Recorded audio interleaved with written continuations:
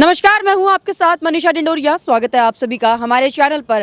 केशव प्रसाद मौर्य के बयान के बाद ही राजनीति फिर से छिड़ गई है। देखिए, उत्तर प्रदेश चुनाव आने वाला है, उसको देखते हुए जितने भी ये राजनीतिक दल है, जितने भी विपक्षी लोग हैं, तमाम कोशिशों में जुटे हैं कि कैसे भी करके योगी आदित्यनाथ सरकार को उत्तर प्रदेश से हटाया जाए और खुद सत्ता में ये लोग आ जाए। वहीं उत्तर प्रदेश के डिप्टी सीएम केशव प्रसाद मौर्य के एक बयान ने और ज़्यादा हवा दे दी है इस राजनीति को। केशव प्रसाद मौर्य ने काशी मथुरा पर एक बयान दिया है, जिसमें वो कह रहे हैं कि अयोध्या और काशी का जो मंदिर निर्माण है वो शुरू हो चुका है, अब मथुरा की बारी है। तो इस बयान में कोई बुराई नहीं थी, लेकिन फिर भी इस पर राजनीति की जा रही है। पवन त्यागी जी इस वक्त मेरे साथ हैं। सर, ये जो बयान है उनका, मथुरा की बारी है केशव प्रसाद मौर्य जी का, आप इसको किस तरीके से लेते हैं और जो राजनीति इस पर छिड़ रही है, क्या वो सही है?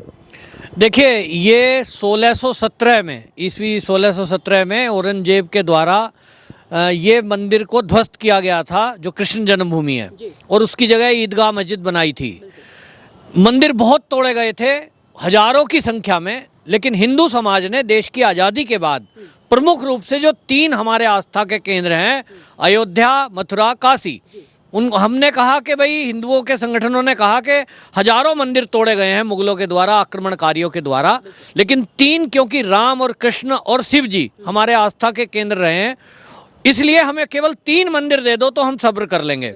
चाहिए तो ये था कि देश की आज़ादी के बाद जो सरकारें आईं, जिसमें कांग्रेस रही, उसको हिंदुओं की आस्था को ध्यान में रखते हुए ये 3 मंदिर दे देने चाहिए थे। इसके लिए कानूनी प्रक्रिया करनी चाहिए थी, लेकिन तुष्टीकरण के कारण हिंदुओं को दबाया गया और मुस्लिम वर्ग को खुश करने के लिए, उनकी वोट लेने के लिए हिंदुओं के रास्ते में बल्कि अड़चनें डाली गई।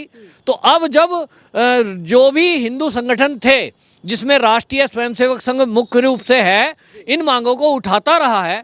आज केंद्र में भाजपा की सरकार है, जो कि संघ का ही अनुषांगिक संगठन है, और राज्य उत्तर प्रदेश में भी है। तो जनता की मांग है, ये बीजेपी का एजेंडा नहीं है, लेकिन जनता की मांग है कि जो मांग हिंदू संगठनों की रही है, हिंदू के आस्था के केंद्र रहे हैं, जो अयोध्या का मंदिर है वो एजेंडे में था बीजेपी के, कि हम अगर सत्ता में आएंगे तो बाधाएं दूर करेंगे।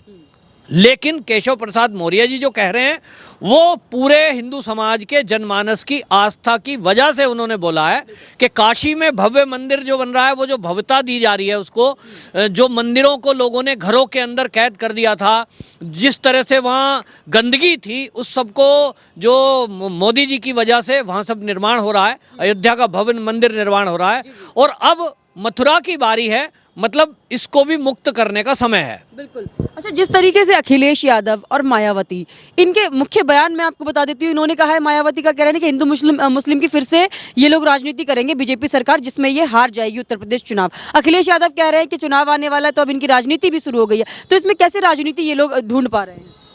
देखिए, इनको लगता है कि हिंदू मुस्लिम, जैसा मायावती ने कहा कि ये हिंदू मुस्लिम कर रहे हैं, अयोध्या के मंदिर के मामले में भी ये इसी तरह की बातें करते थे। और जो अखिलेश यादव हैं, ये तो बीजेपी वालों को चिढ़ाते थे। पिछले चुनाव में इनके जो बयान हैं आप उठा के देखिए, ये बोलते थे मंदिर वहीं बनाएंगे पर तारीख नहीं बताएंगे।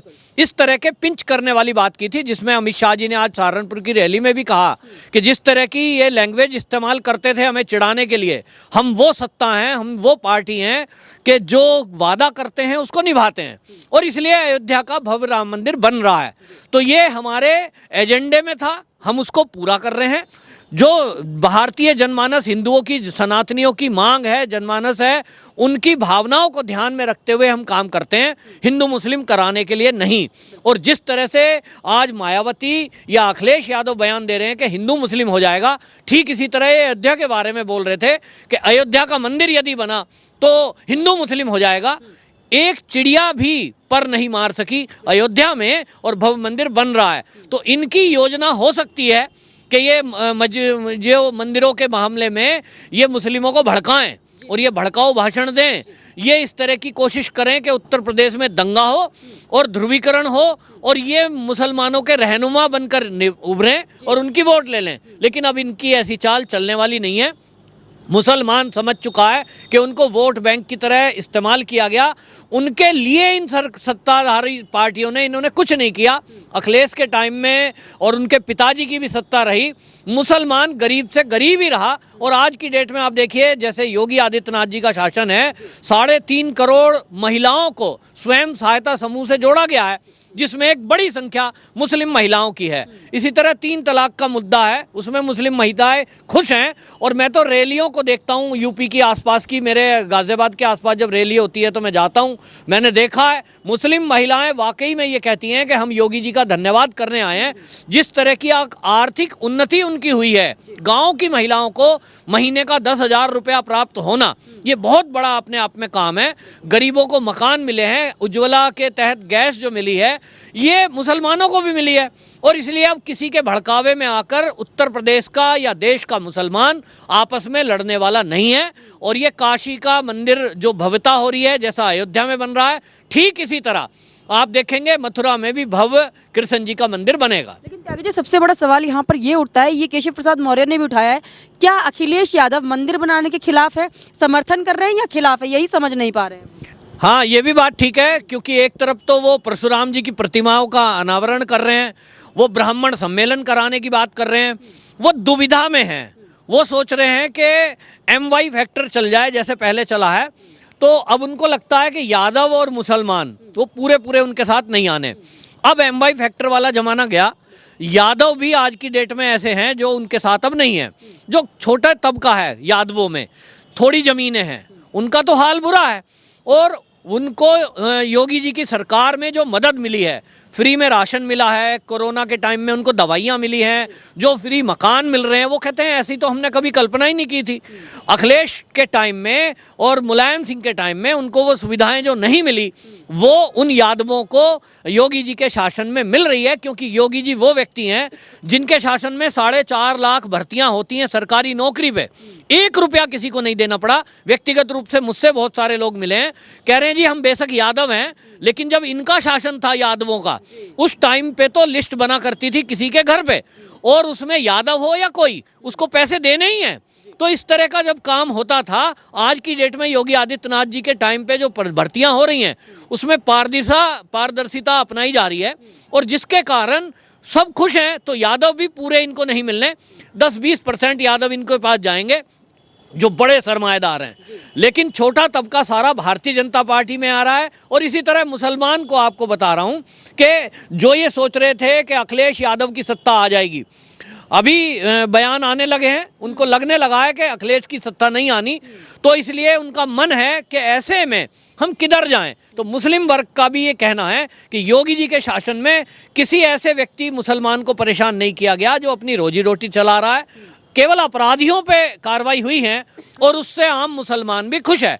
तो इनकी राजनीति चलने वाली नहीं है, वापस योगी जी की ही सरकार आने वाली है। एक तरफ तो अखिलेश यादव का हम बयान सुन रहे थे, कह रहे थे राम मंदिर से भी बड़ा मंदिर बनाऊंगा, एक तरफ मंदिर निर्माण में ये इस तरीके की बाधा डालते हैं, तो इस पर आप क्या कहेंगे। ये अपना श्रेय नहीं दे सकते कृष्ण भगवान जो जन्मभूमि पर जो मंदिर बनाने की बात हो रही है उस पर चिढ़ क्यों। देखिए, यादवों को कहते हैं कि यदुवंशी कृष्ण जी के वंश के ही हैं, लेकिन ये ऐसे यदुवंशी हैं कि ये कृष्ण जी के ही मार्ग में बाधा पैदा कर रहे हैं। चाहिए तो यही था, जैसा आपने कहा, अच्छा होता अखिलेश यादव कहते कि भाई हिंदुओं की आस्था की वजह से कृष्ण जन्मभूमि जो है यहाँ भव्य मंदिर बनाया जाए, हम भी सहयोग करेंगे। लेकिन आपने देखा अयोध्या के मामले में भी उन्होंने रोड़े अटकाए, आज तक 1 रुपया चंदा नहीं दिया उन्होंने। तो दिखावा करने की कोशिश करते हैं कि हम हिंदुओं के पक्ष में हैं, क्योंकि वोट तो सबको चाहिए, वोट तो मायावती को भी चाहिए जिसने कहा था तिलक तराजू और तलवार इनको मारो जूते 4, वो भी ब्राह्मण सम्मेलन कर रही है। तो ये लोगों को मूर्ख बनाते आए हैं। लेकिन आज के टाइम में जो हिंदू है वो जागृत हो चुका है, सनातनी जाग गया है, अब इनके बहकावे में आना नहीं है। और जिस तरह से ये मंदिर के बारे में ये बयानबाजी कर रहे हैं, इनसे साफ स्पष्ट हो रहा है हिंदुओं को चेतने की जरूरत है कि देख लो इनका असली चेहरा यही है। ये अभी तक आपको मूर्ख बनाते आए थे ब्राह्मण सम्मेलन के नाम पर, ये जो है परशुराम जी की प्रतिमाएं स्थापित कर रहे हैं, चाहे ब्राह्मण सम्मेलन कर रहे हैं, वो फर्जी है, इनका दिखावा है। असलियों में इनको केवल क्या है कि वो मुसलमानों की ही वोट चाहिए, उन्हीं को खुश करना चाहते हैं, उन्हीं को तुष्ट करना चाहते हैं। और इसी के तहत इन्होंने अपना शासन कायम किया उत्तर प्रदेश में जब जब ये आए हैं। जो गाय काटने वाले हैं उनके केस वापस लेना, आतंकवादियों के केस वापस लेना, वो बताता है कि इनकी मानसिकता क्या सेट है। तो इनकी मानसिकता एक सूत्री कार्यक्रम है कि ये केवल एक विशेष वर्ग को ही आगे बढ़ाना चाहते हैं, गाय काटने वालों का ही ये सम्मान करना चाहते हैं, अपराधियों के साथ हैं। पूरे उत्तर प्रदेश का अपराधीकरण कर दिया गया था। बड़ी मुश्किल से योगी जी के अभी तक लगभग 4.5 साल हुए हैं, ये कंट्रोल में गंदगी आई है। उत्तर प्रदेश की जनता अब दोबारा भूलकर इन शासन को इनके शासन को दोबारा लाने वाली नहीं है। अखिलेश यादव तो बयान दे ही रहे हैं, साथ ही उनके जो सांसद हैं शफीकुर रहमान, उनका भी बयान आया है।